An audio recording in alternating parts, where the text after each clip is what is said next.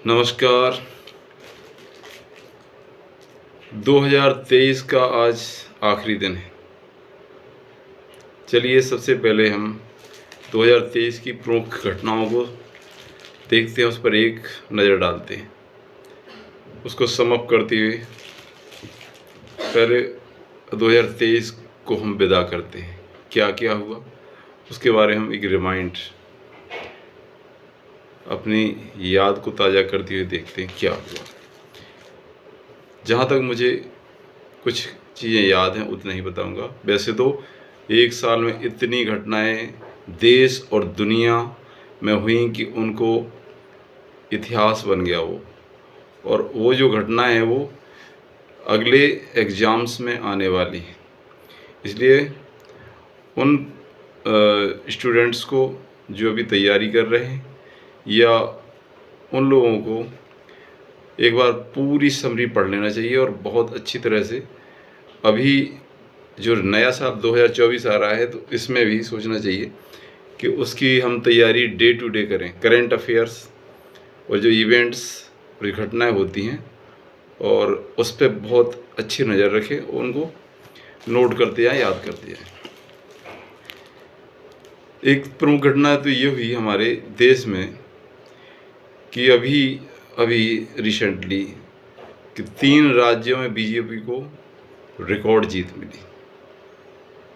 छत्तीसगढ़ में, मध्य प्रदेश में और राजस्थान में, जिसमें हमें छत्तीसगढ़ की उम्मीद कम थी, लेकिन बहुत अच्छा जनता ने रिस्पांस दिया।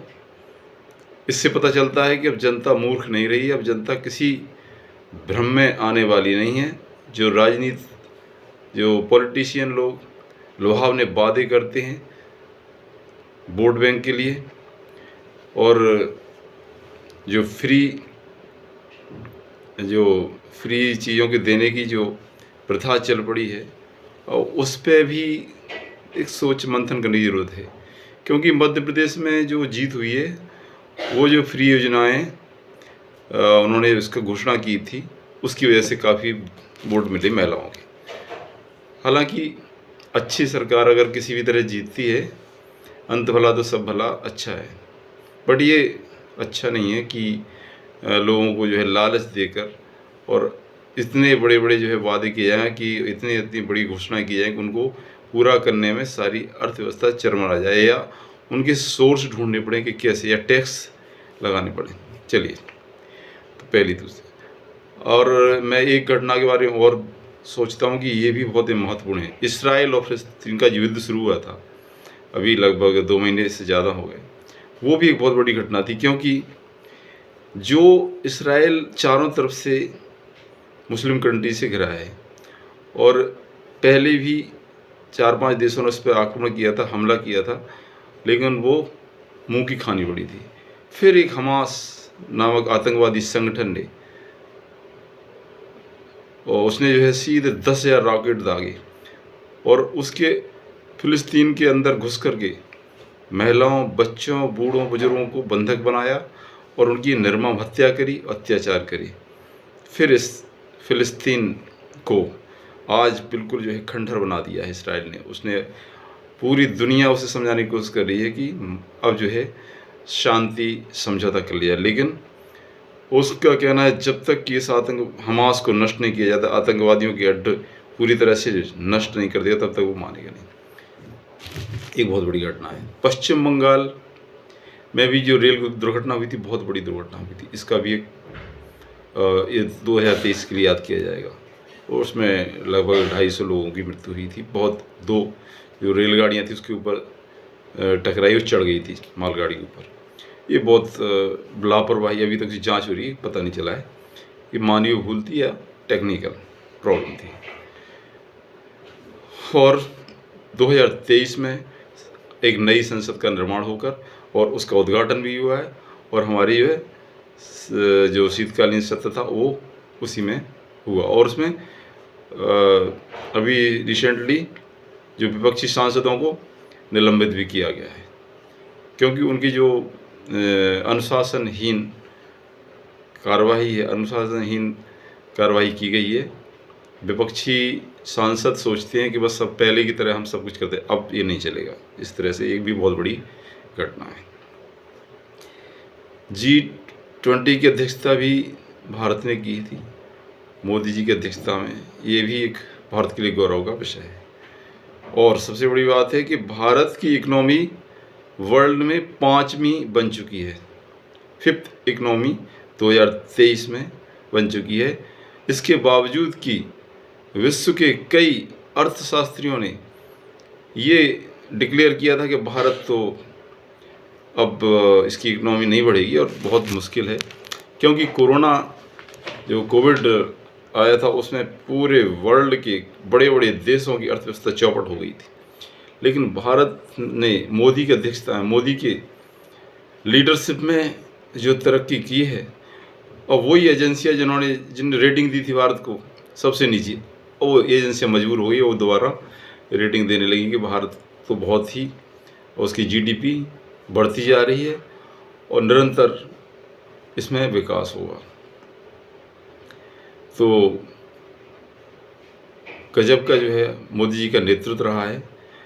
और मोदी जी जो सोच लेते हैं, ठान लेते हैं, उसको पूरा करते हैं, क्योंकि उनकी राजनीति अपने लिए नहीं है। उनका एक एक पल, मेरे ख्याल से वो ऐसा आदमी है, उसको समझ पाना मुश्किल है। वो उसकी आलोचना भी बहुत होती है, क्योंकि उनका जो निर्णय होते हैं वो अभी समझ नहीं आते हैं, वो बहुत दूरगामी सोचते हैं।